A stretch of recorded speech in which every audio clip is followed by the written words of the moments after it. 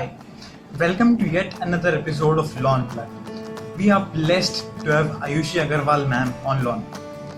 Currently, she is a lecturer in Jindal Global Law School. She passed out from the National Law School of India, University Bangalore in 2018. She got the Wiedenfeld Hoffman Scholarship to pursue an LLM in the University of Oxford.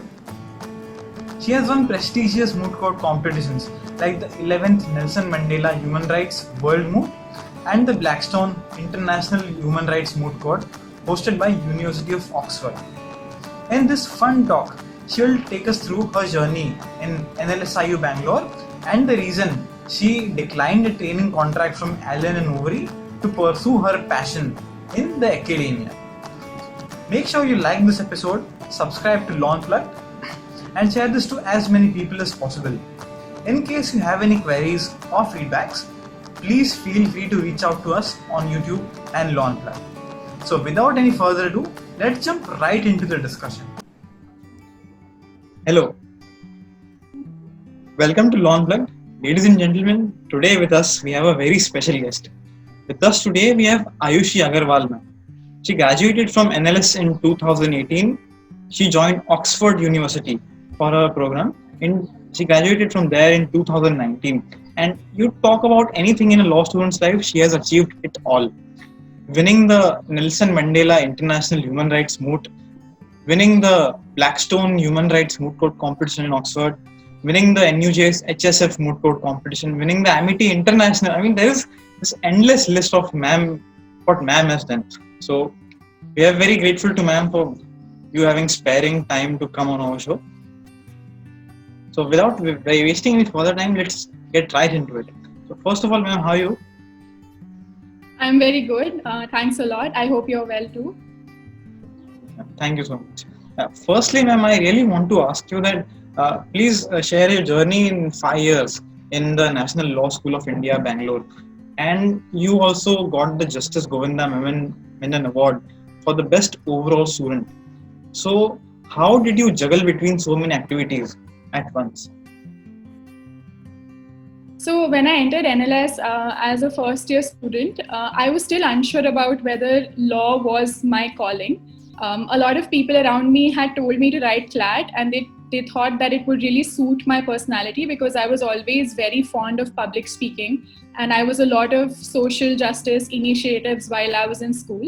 So it seemed to fit my personality, which is why in the beginning few years, I think up till perhaps third year, I struggled quite a bit because, when you don't feel convinced that the law is for you, it becomes even harder to push yourself to do some of the driest subjects like property law, CPC, just to name a few. And I found quite a lot of subjects quite dry.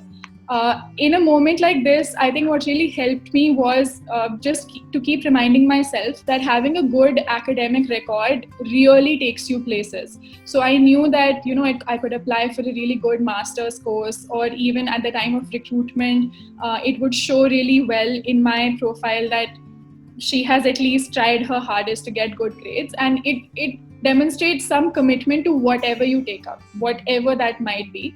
And I think so I really pushed myself to continue to study even when I didn't feel very interested in the subjects. It was around the time that I was in fourth year that I finally realized that I want to have a career in human rights. Now, whether that would be as an advocate or as an academic or perhaps in the policy space, I thought I will figure that out later. But once I realized that there's this one niche area of law that I feel genuinely passionate about, it became easier for me to concentrate my energies on what seemed relevant. Other than that, my law school journey was full of too many activities and I was always very, very busy and stressed, I think. So I played on the basketball team. I was always doing some moot court competition or the other. I did debate competitions. I was part of a lot of societies.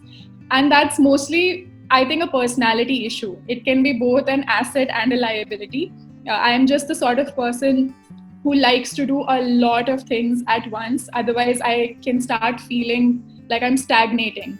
And that happens even right now. So even though I have a full-time job as an academic, at the same time, I write poetry, I'm making YouTube videos like you guys are, with the objective of sharing information with other students and reducing the inequality that exists in mentorship opportunities. So, and I find that life is more interesting like that. There's always so much to do and so much to learn. Right, ma'am. Yeah, and also, because you mentioned your YouTube channel, yeah, your recent video in which you spoke how to, how do you choose the right career option? How do you choose the field in which you want to pursue your studies further in? Yeah, I looked up that video. Yeah, it was very informative. Yeah, I mean, there is new content. Thank you. Also, adding to that, ma'am, I guess we are so overwhelmed to have you because we are only first year law students, and whenever some guest accepts our invite, it just makes our day. It's the best feeling in the world. And now that we have someone like you who has not only like won each and like most of the most sought after national moves, but also the Nelson Mandela International move and several others to add to your kitty. So, having said that, you have also got several training contracts from firms situated abroad, and you have declined them, as is what known to me. So, my question to you is that how exactly does one apply for a contract, training contract, and what all skills are required in oneself to be sure to able to crack that contract? Yeah, so the training contracts, the application is for penultimate year students, which means that all the interview and application processes happen either at the fag end of the third year. For example, the HSF application is open right now, or at the beginning of fourth year. And then the vacation schemes happen during your fourth year, and you hear from them before you enter your final year. So you have a job in hand before you go into your final year. So that's the timeline of the process. Other than that, in terms of how you apply, so it's a fairly easy process. There's a lot of information available on the websites, on the Herbert Smith Freehills website, the Allen and Overy website, Linklater's website. So these are the three most active recruiters from India. And it's easier to go through their application process because they actually come down to India to interview you, as opposed to many other law firms who you can apply to. There is no bar on application as an Indian student, but I know of students who've applied and they actually have to fly to London on their own expense to give the interview. And that's a big deterrent for a lot of students. Like, I would never want to invest in flying to London for a job interview. I think that's out of reach for a lot of students. So that's why these three are what these are the firms that most Indian students apply to.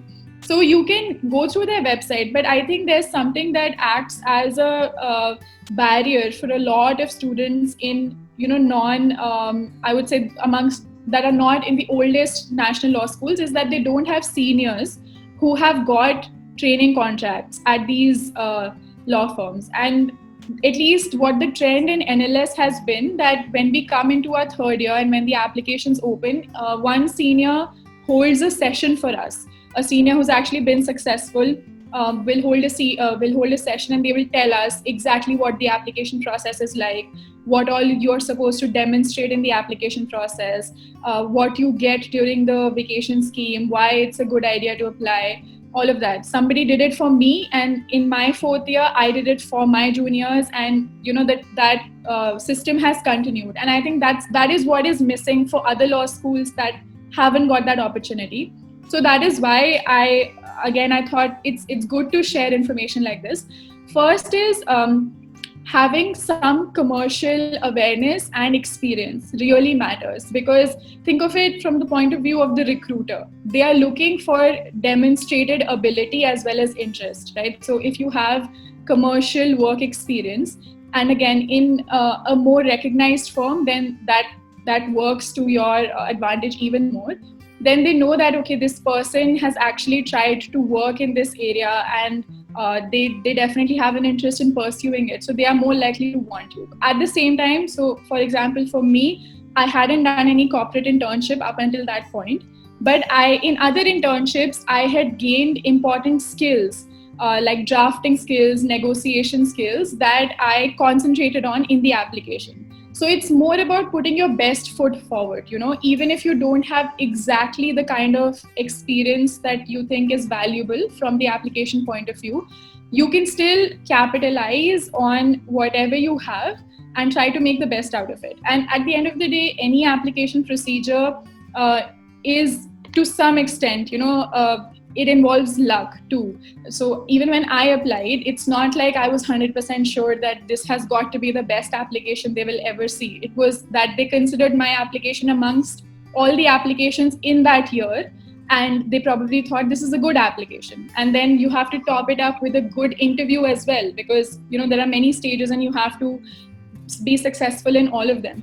So definitely commercial awareness, and also your knowledge of the firm is really important, because so as an Indian student, and we're not even living in London, it's not like we walk around with our eyes on their office. We don't know many people who work there.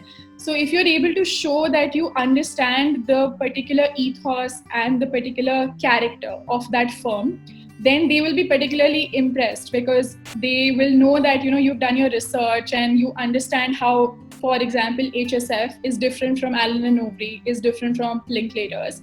And that will demonstrate that you think that you particularly want to work at HSF, and that's why you're applying to HSF. And that's something that will also reflect really well on you.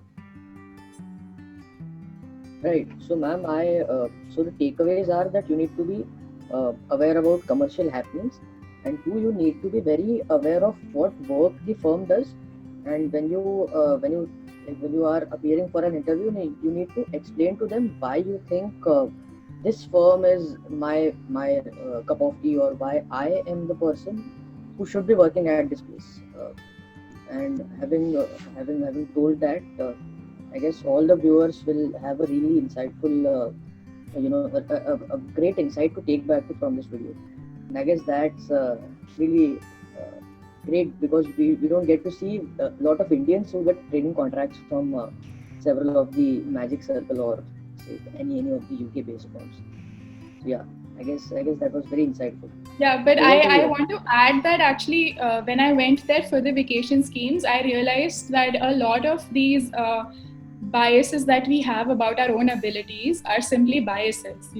It's not like Indian students are any lesser than the students who are studying in the UK. We just happen to be in two different geographical spots. But if you're a really good law student and in India, I would say you're pretty much at par with a law student in the UK. So again, don't start the application process with that bias in your head that, I've done my education in India, and so just because I'm from India, then clearly I'm not such a tough competition for a student applying from the UK. Don't start the application process with that bias in your head. Yeah, and also just to add on that, one thing which I feel Indian law schools have done better than most of the US and UK law schools is that they encourage us to write papers. I have seen, the number of papers and on average which Indian law students write throughout their law schools is much higher than what the students in UK and US write. And also, the participation in moot courts. I think Indian law schools clearly dominate the world level in the moot court competitions. Yeah, definitely. I think this also speaks volumes about how much hard work Indian law students can do as opposed to many other law students. And this is just, average, not picking out one or two cases. But given how much people can work and the amount of work that moot court competitions take, especially, it's definitely the results of Indian law schools and moot court competitions is a very, very good example of our abilities. Yeah. Indians are precise to be. So, moving on to the next question, ma'am. You've studied in NLSIU, NUS, and also at Oxford. So, what was the most challenging among them, and what was the difference between the teaching pedagogy which was adopted in all the three? And do you suggest that those teaching pedagogy should also be incorporated in Indian law schools? That's a very good question, and I think even just looking at where I studied, it has helped me a lot. Understand what a professor should provide to their students, because like that's the side that I am on right now. So at least I try. I don't know if I'm successful, but the three were very very different. So I was at NLS for 5 years, and therefore I have seen most of it.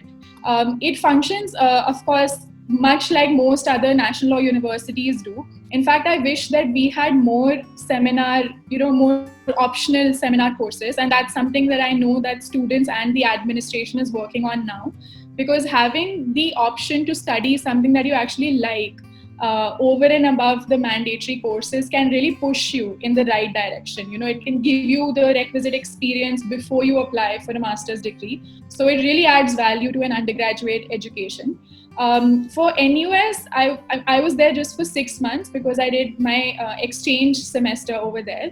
What I really liked about NUS, or especially about the exchange program, was that there was so many different courses that I could choose from. They have a really, really vast faculty in terms of number and even in terms of campus. And so my exchange was at the law school as well as the School of Social Sciences. So I did human rights in Asia, international terrorism law, Indian philosophy, and managing non-profit organizations. So it was a very very diverse set of courses, and I think that really helped me mold my profile in a certain way and learn the things that I wanted to learn. Like, I had never gotten the opportunity to study Indian philosophy at that point, and it was a course I was really interested in. So, and just getting to do something that you want to do that may not be related to law, it can make you happy as a student. And that's so important, just to feel happy studying whatever you're studying. Oxford is very different, and Oxford, the BCL in specific, is known as a graduate degree, especially for its academic rigor. And that's because they have this system called the tutorial system, where you are clubbed with 2 or 3 of your classmates, and you have a special meeting with the professor who's in charge of the course, or the assisting professor. And there's a topic on which you have to write the essay, as do your classmates or peers. And then everybody comments on everyone else's essay. So your peers as well as your professor will send you comments, and then you discuss them during the tutorial. And all of this is over and above the classes as well as the end of term exams, which are insanely difficult, I think, because you have to learn all of this. They're closed book, they're 3 hours long. And if you're as unlucky as me, then you have 3 of them back to back.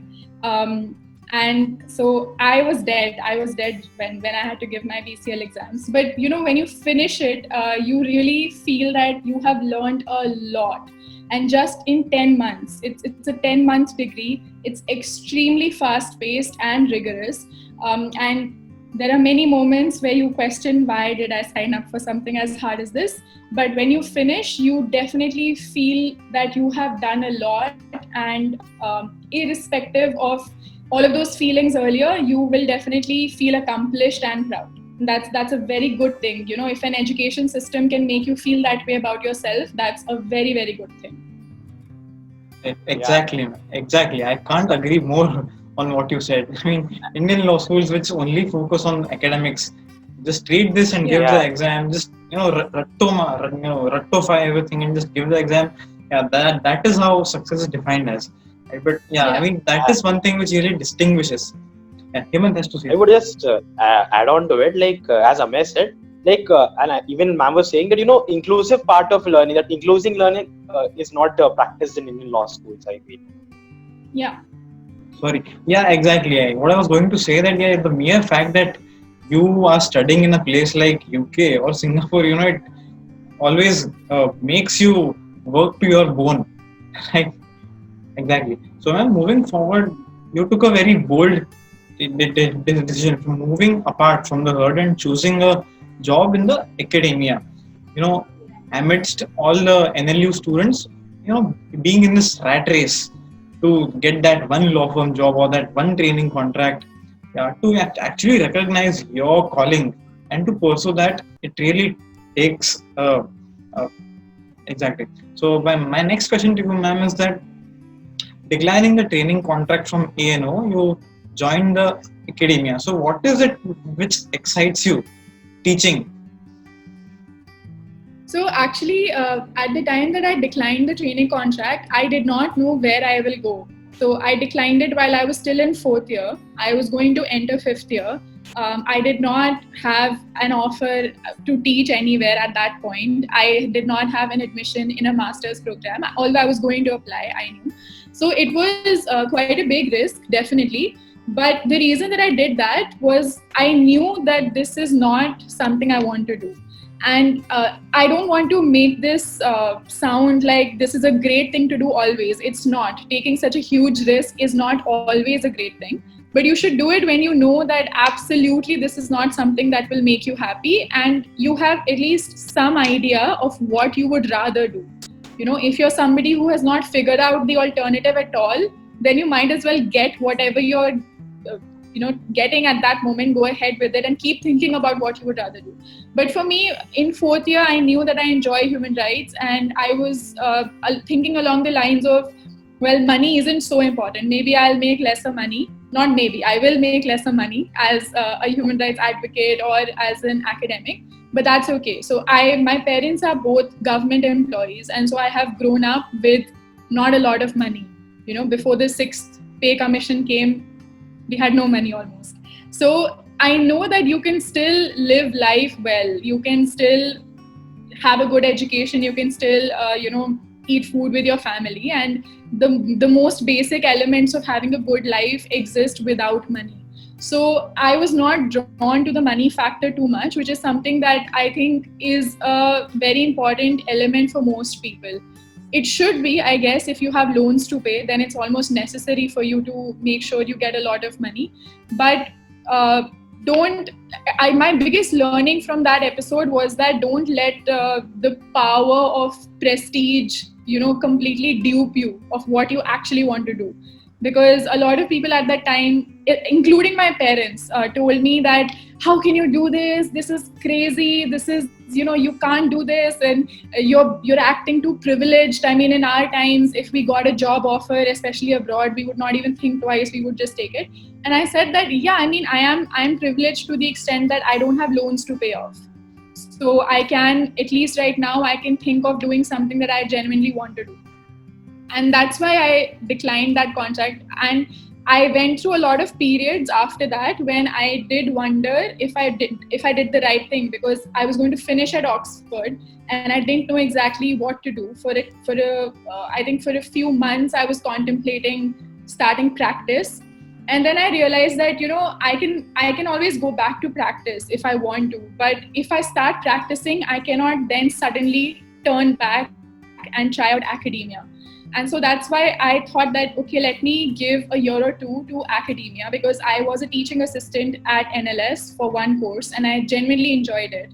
And I love talking to younger people. I think that's something that I really enjoy, because they want to learn, at least smart young people who want to make something out of themselves, they want to learn. And if you're willing to share good knowledge with them, then it's a terrific and very rewarding experience. And so that's how I ended up in academia. And so far, I've really loved it. Right, ma'am. Also, ma'am, yeah, this is one of our questions. I mean, we recently introduced this scheme where on LinkedIn, wherever there is a guest coming, we send out a message that whoever has any questions is free to reach out to us. So this question is from one of our classmates.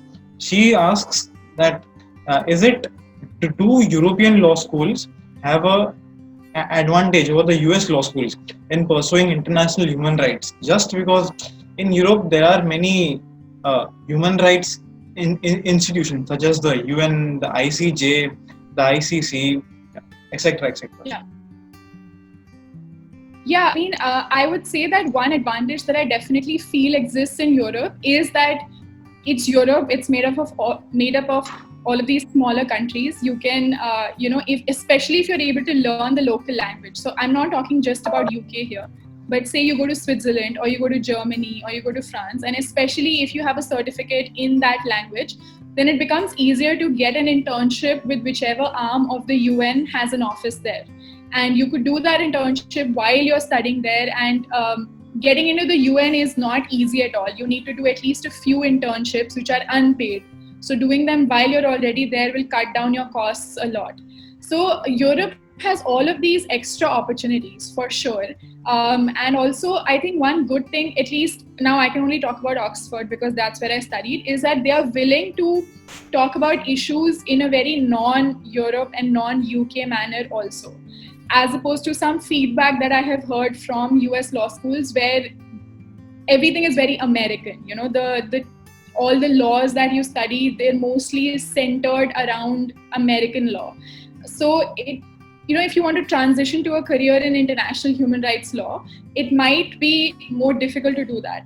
At the same time, the top law schools everywhere in US and Europe will have some fellowships or some partnerships that can help you get that experience or get that entry into the profession that you want. So even I did a fellowship after my year at Oxford in human rights, and that opportunity exists even in US law schools. So if you're a person who has a limited amount of money to apply to say just 2 law schools, then yeah, this would play a factor. This is something you should consider. But otherwise, I think you should still apply widely, and once you get admissions, then you can compare and see that, okay, this place has this fellowship available, or this place has this professor who has worked in this field and could give me some recommendations or guidance. Then you start comparing all these things. But don't let this, whoever the student is, she shouldn't be discouraged to apply to US law schools if she thinks that she would like to study in the US, just because on comparison, Europe has more chances of offering opportunities in international human rights law. Yes, I think that was pretty much an explanation. It must have cleared all her doubts. Moving on, ma'am, as you said that you really enjoy talking to young law students and young minds, and that is why you chose teaching over say corporate in-house counseling. So this is a trend that we have observed in our law school, as well as a lot of friends who study in other Indian law schools. They have told us that it's a rat race in the end to secure a job at tier 1 or tier 2 law firm. And for that, a lot of times what students do is that they skip finding out what truly entices them, but rather they go behind the subject matter which is the highest paying in the field. So what would your advice be to this bandwagon effect that is taking place in Indian law schools? Yeah, it is absolutely true. I think law school itself becomes a rat race, and then your life in a law firm is an even bigger rat race. And I think this is something that the sooner you understand it, the better it is for you. You will be most successful at whatever you are most committed to. That's it. That's all there is to pay attention to. And so your every endeavor as a student should be towards finding what you want to be most committed to, because you cannot stay committed to things like money. The more money you get, the more money you will want. Like as soon as you start getting 5 lakhs per month, you will start looking at other people who are getting 10 lakhs per month, and you'll be like, why am I not getting 10 lakhs per month? The moment you are in NLS, you will start thinking, well, why am I not at Oxford? The moment you're at Oxford, you will start thinking, well, why am I not a judge at the International Criminal Court? It never stops. There is always somebody who is above you. And if there's nobody above you, then there's somebody who's happier than you. So there is no end to this. So the sooner we realize this, and the sooner we try to divert our energies towards finding something we actually like and pursuing that, that's where we can break away from this rat race. And another thing that I really dislike about the rat race is that it turns people into really unkind persons. We might all inherently be human beings who are compassionate and kind and giving. But as soon as you become over competitive because of this rat race, you will find that you are mean to your classmates for no reason at all. You're hiding things from people. You're stressed all the time. You're not nice to your family members. And this continues, unless you step down from it and you actually think about it, you stop yourself from doing these things, this can continue and it can really snowball. And that's another reason why law school is such an unpleasant experience for so many people, because they always think that I'm not doing enough. And this is true whichever law school you're in. I have heard this from people who have been at Oxford, at Harvard, at Yale. It doesn't matter. Whichever law school you go to, you will constantly compare yourself to other students and seniors and think that I didn't get this and I didn't do that. So all of this, you can avoid all of this by deciding for yourself, what do you uniquely want to do? And just try to do that, find out what you're good at. Like I used to write poetry in school, and then I completely stopped doing it in college because there was nobody around me in college who was writing poetry. And I just thought, well, clearly lawyers don't write poetry. Why should I waste my time writing poetry? And I was a very unhappy person during the time that I wasn't writing poetry, because it's just something that I have to do to feel happy, And as soon as I started doing it again, I just felt like a more wholesome person. So don't be a part of this rat race. Like, try to get out of it as soon as you can. Important takeaway we get it. It's explore your heart, right? Yeah, I was trying to say it in a very non-spiritual guru type of a way, but spiritual gurus are right to some extent, I guess. Right. So ma'am, you've studied in all, I think, the top law schools throughout the world, and even now you're pursuing a career in academia. So you've experienced academics from both podiums, as a teacher who's teaching today and as well as a student. So what do you tell, what do you suggest those students, how do they conduct themselves? I've seen many students who throughout their class keep on writing each and every word what our teachers say, or I've seen many people who doesn't even care, they sleep. So how do you tell them you should be more interactive in it, just take down whatever teacher needs? I think note taking is a very, very individual pursuit.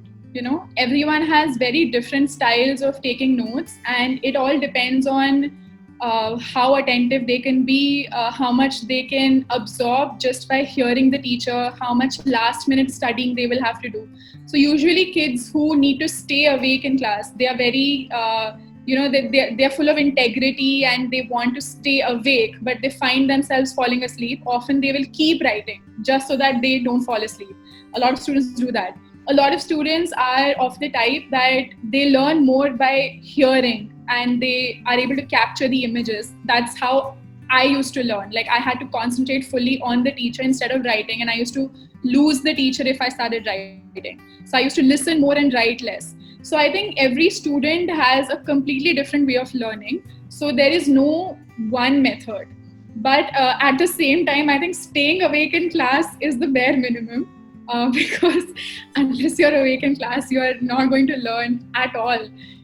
But I think another issue that law schools in India are facing is the lack of good faculty members. And that's why it becomes difficult to pay attention in class, even if you're awake, because you feel like you're not learning anything. And this is quite common across law schools. And again, that's a very structural issue.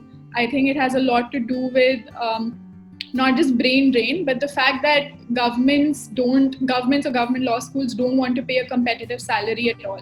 And there's a lot of, hiring and appointments on the basis of connections. There are no meritorious appointments and stuff like that. So again, this is a structural issue, but it's something that students have to fight for, because ultimately, if you don't have good professors, then you are losing out. Yeah, completely agreed. Creating that holistic environment, it's not only the teachers, not only the students who are responsible, but even faculty plays an equally. Yeah, definitely. Okay, does anyone have to ask now, or else should I move on? No, go ahead with the rapid fire. Sure. Okay, so ma'am, next up we have a on your fingertips round, which is kind of similar to a rapid fire round. So ma'am, firstly, why don't you tell us 3 things which are in your bucket list? In my bucket list, okay. So I'm very, very fond of traveling. I'm crazy about it. So my bucket list involves traveling to more than 100 countries, at least by the time I die. So I have a lot of time left. I've been to 25 countries already, so 75 more to go. The second thing is that I definitely want to publish my collection of poetry someday. So I currently I'm just, I write and it's all in a diary sort of a thing. But I would want to work on it more and publish it one day. And the third thing is that I want to do some sort of systematic mentorship. So, it's like, a lot of opportunities are available online, and it's good to do it from time to time as and when opportunities arise. But I want to be a part of an institution or start some sort of institution where there are systematic mentorship opportunities available so that we are able to reduce the inequality in education in India. Wow. You have traveled to 25 countries.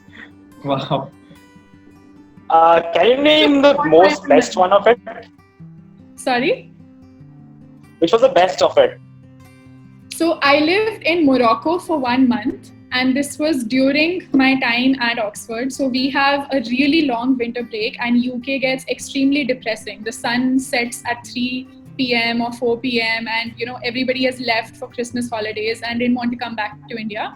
So I just packed one bag, and Ryanair is this really cheap airline in UK where you can get really, really cheap round trip prices. So I went to Morocco for 1 full month, and I was volunteering with different schools. So I was teaching English to students over there, and at the same time I was traveling. So I went to lots of different cities, including the Sahara Desert, and lived with a lot of locals. And I was quite, I wouldn't say dangerously adventurous, but I did a lot of things I never imagined that, I would do, given how careful I am usually. So it was quite an experience. From what I understand, I can totally relate that to Zindagi Na Milegi Dobara. Exactly. Pretty much sounds like that. Okay, Okay, yeah, that sounded cliche. But yeah, okay, moving on. Which is your favorite law movie or a TV show? I really like To Kill a Mockingbird. And this is, again, it's a pretty cliche choice. It's better than Suits as a choice, which I have never watched and never want to watch it. But To Kill a Mockingbird is, so they screened it for us when we were in first year, and I really think all law students should watch it. So I will not discuss what's in it because people should go watch it, but it has that kind of impact on you, and it tells you so many things which you will continue to understand as years go by in your career as a lawyer or as a law student. Right. Yeah. Just to ask another question, which is your favorite book on the law? My favorite book on the law. So I have to read a lot of books for my research, but this is a really tough one. Well, I think again, I won't say in terms of academic writing, because that's something that's not so accessible, especially to students. They get really bored. But 10 Judgments That Changed India. It's a really thin book, and it's something that you can read as a first year or a second year law student. And it does a really good job of talking about important judgments in a way that even commoners and law students can understand. And they can pick out so many different themes within the law. I think that's a good pick. And that's not something that stresses you out as much as academic books do. Right, ma'am. Yeah. Next up, ma'am, would you like to do a career in India or in abroad? Provided that you like traveling so much. Yeah, that is a consideration for me, actually. Ideally, it would be something that is in India and abroad. And, that is something that currently I know people would think, what is that? How will that work? And all of that. But I think that if you do enough planning, and if you know already, in advance that this is the kind of career you want to build, you can build it. And it's definitely especially possible within academia. It may not be quite possible within litigation, but it's possible in India. So I would love to divide my time within India and abroad to the extent possible. But I think, these choices change. I am also just 24 years old. and I might have completely different goals and different perspective on things 10 years later. So I'm keeping this one open. Right. Next up, ma'am, what would you choose if given two options? So, first option would be, an internship in the ICJ, right, for 1 month, and on the other hand, you have a 1 month trip to Europe, uh, to all countries in Europe. All of the time, you get a the best seat possible in the complimentary breakfast, and all is sponsored. What would you choose? And the internship or the trip to Europe, around Europe? I would choose the internship because, and this is again, it's a learning that I had a few years back, which is that sometimes you are greedy about something you really want. So you really want to travel, okay, and you want to do it right now. But you should not do it at the cost of an opportunity that may not come back.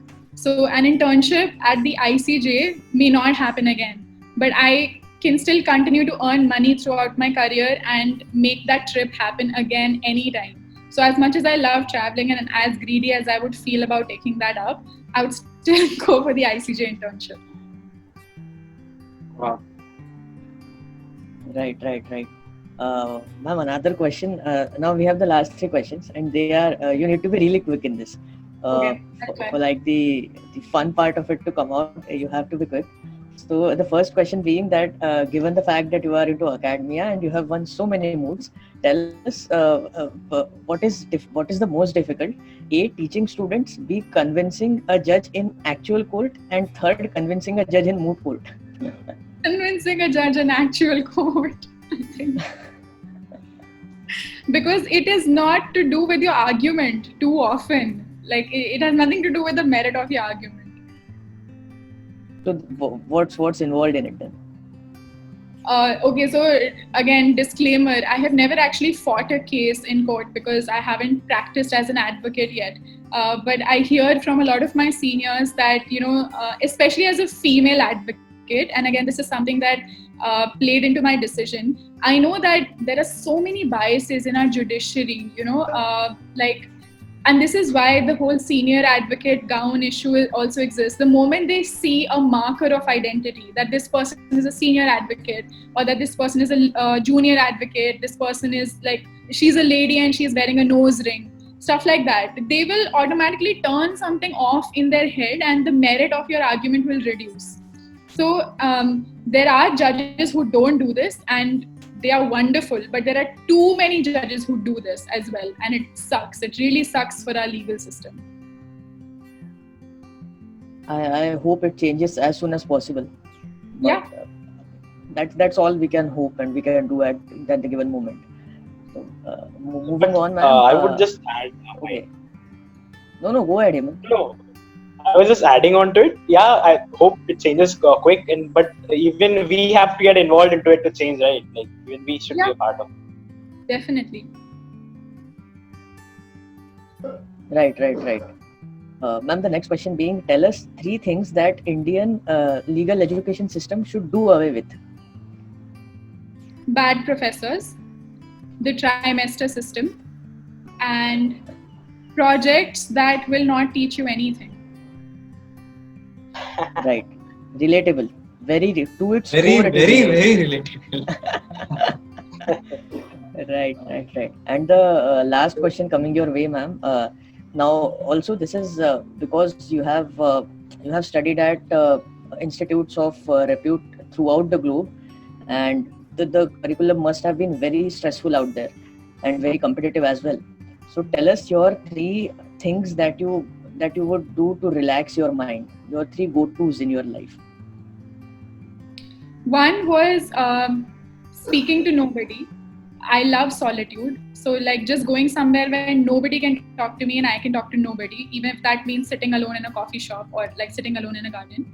Number 2 is a video call with my pet. So we have a family dog and it's a pug, and he's wonderful. He's the cutest thing in the whole world.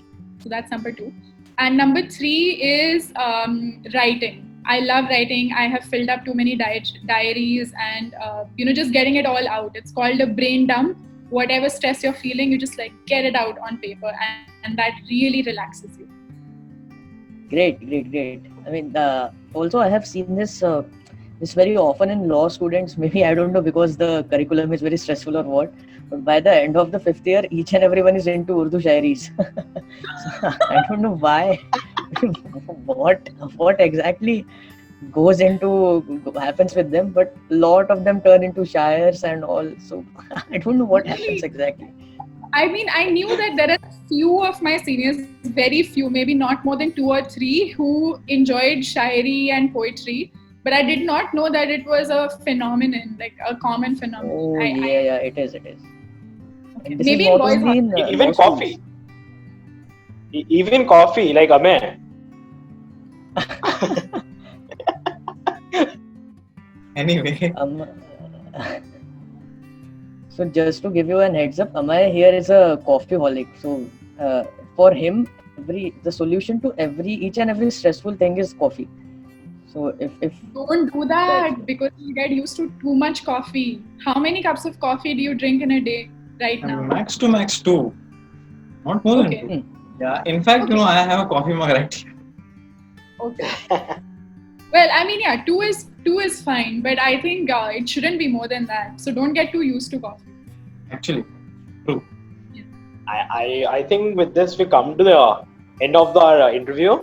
Ma'am, it was really grateful of you to talk to us, come and share your experiences. I think we've learned a lot, and the most important part, what I felt is your understanding of feeling your heart, like follow your interest rather than going to the brand. And I think it was wonderful. People will be definitely on top of this. Yeah, thank you. It was nice. Yeah. No, thanks a lot. I really enjoyed the interview format. And I know that starting something new, especially in first year of college, takes a lot of guts. So well done to all of you. Thank you. Thank you so much, ma'am. It really means a lot to us. Even the slightest bit of praise which we get, changes our world. Yeah, it makes our day. And just to add one more quote, I heard this Harsha Bhogle. He's a commentator in cricket. He says that don't follow your money. When if you follow a passion, then money will follow you. Right. Yeah. Yeah, I completely agree. I completely agree and stand by that statement.